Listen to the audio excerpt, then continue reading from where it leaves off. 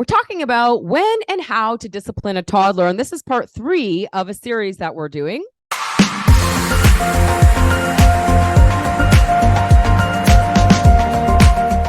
We're talking about when and how to discipline a toddler, and this is part 3 of a series that we're doing. We are Bonnie and Thomas Liotta, and we work with families all over the world who begin in a chaotic and stressful environment, and we help them turn things around into peace, harmony, and happiness in their home. And yes, it is possible for you too. Make sure to click the top right-hand corner of your screen. It'll take you to the playlist and part 1 of this When and How to Discipline a Toddler series. All right, and for those following along, we're just going to summarize really quickly. In part 1, we helped you reframe how you look at your toddlers. And it looks just like this. I see something I don't like. I see a little genius who's embracing her own uniqueness. Right. And in part 2, we shared that we should validate everything your toddler says and does because they're not going out of their way to be naughty. They're just looking for attention. Did you see me? Did you see me? Did you see me? And they're not driven by a sinful nature, but a little curious George. Absolutely. So today we're getting into the next part, which is asking questions. And before I pass it over to Thomas, I want to share a story with you. So when we first were beginning our journey, the youngest parent in my family called me up and she's like, I try to get my toddler out the door and he continues to scream and freak out and run around in circles. And I taught her to offer choices. So if we thought of that freak out, but what if they just wanted to have a turn? You know, I'd like to start to decide what to choose rather than you always telling me what to do. So the magic could be as simple as, would you like to have these socks, or these socks? The parent really doesn't care which one because they're all clean and they fit on the feet perfectly.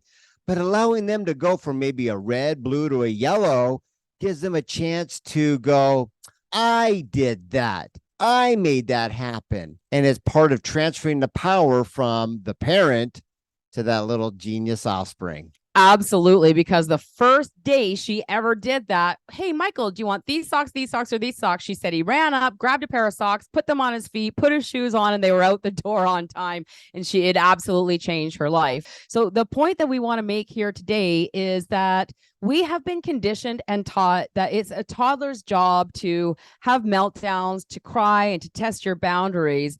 But truly, they just don't have the verbal ability yet to communicate what it is that they want from you because they're 2. And if they knew what to do, you might ask yourself this question. Why are they still in the house? They are a little genius in training. Absolutely. Do you remember when we went to that family's house last year and you're working with the dad and the dad said, I know you're going to wear a shirt to daycare. And he picked a shirt and he went to put it on Jax's head. And what happened? Oh, the 5 alarm whoop, whoop, whoop went off. And you couldn't have put the shirt on him if you wanted to. He was kicking and punching and fighting in all the ways. So I said, well, Dad, let's just wait a minute. Let's let him have a choice to pick maybe one of the shirts. There was like plenty of them in the closet. So he went, okay, because Dad was learning. He went, how about this one? No. This one? No. This one? No. How about this one? Yeah. Pull up something. 1, that's a dictation. When you've got blue, red, and green, you come up and go, which one? And he'll pick. Now you've got permission to put it on. Okay. Bingo. Excellent job. So just grab a couple.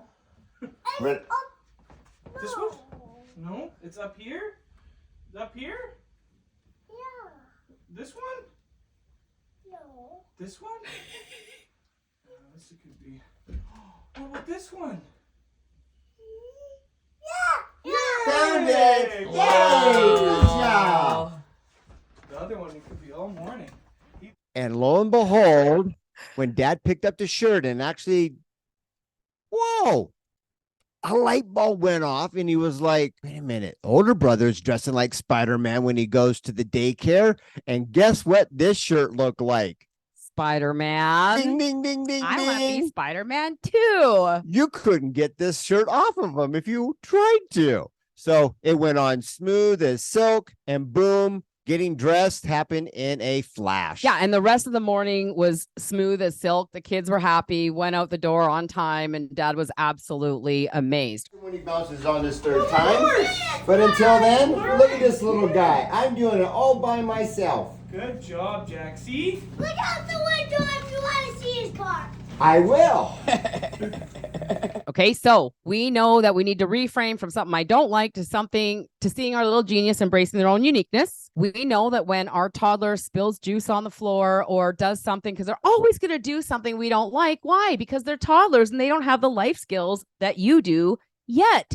They're counting on you to show them every single thing that you wish for them to be, do, and learn. And in the starting place, they're looking at you to believe in their abilities. They're counting on you to trust them and to help them communicate their needs. That's right.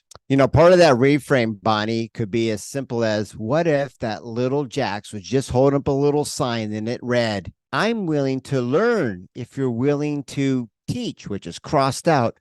Show me. Right. And if they even were to ask you, do you believe I can learn? What would you answer? Yes. And that's part of the magic to get on the happier side, the cooperative side. This is the magic that maybe we don't know. But when you do, why would you ever pick the other side?